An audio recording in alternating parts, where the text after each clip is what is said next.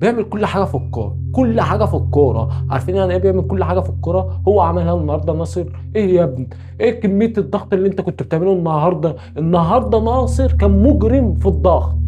ايجابيات نادي الزمالك بعد الفوز على بيراميدز، اول واحد هو شيكو بنزل اللي عمل ماتش كبير في التحولات، ومن ساعه ما نزل كان بيشد الفريق والسرعه اللي كانت عنده وخلق الفرص، وانه يعمل النهارده اسيستات، وان هو فايق وهو بيدافع. عمل كل حاجه في المباراه النهارده. شيكو بنزا قاعدين ننتقده بقالنا سنه كامله، النهارده بيثبت ان هو لاعب كبير، عمل ماتش كبير. ايه الحلاوه دي يا ابني؟ اقسم بالله انا كان هين عليا انزل وابوسك واشيلك، يعني الف بيك الملعب من اللي انت عملته النهارده. من ايجابيات المباراه النهارده شوكو بنز اللي عمل كل حاجه في الكوره. ايجابيات نادي الزمالك النهارده كمان القوه الدفاعيه. النهارده بيراميدز ما شفتلهاش فرص، يعتبر ما وصلتش للجون.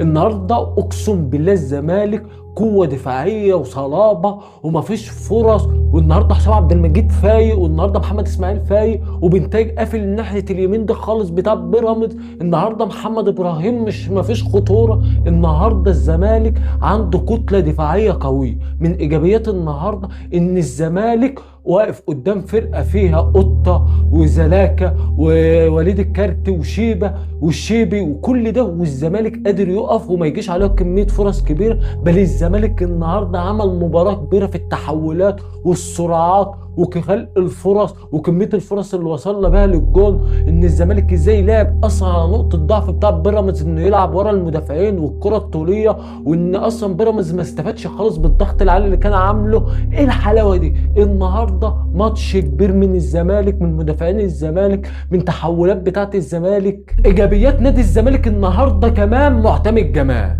اللي عمل مباراه كبيره تكتيكيه. النهارده الراجل ده احنا كنا بنحسب ان احنا بنتعاقد مع مدرب تعبان. ده جاردولا يا ابني، ده عمل جاي طوارئ، خلى الدوري كله طوارئ.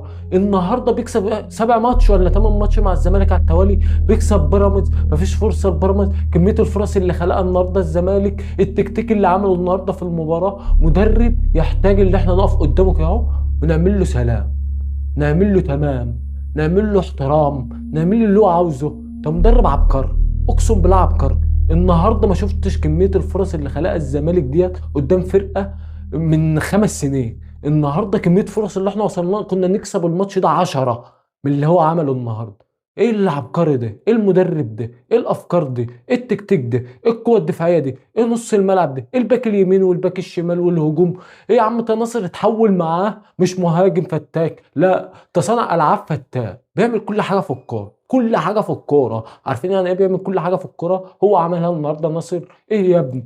ايه كميه الضغط اللي انت كنت بتعمله النهارده ناصر كان مجرم في الضغط، مجرم في الضغط.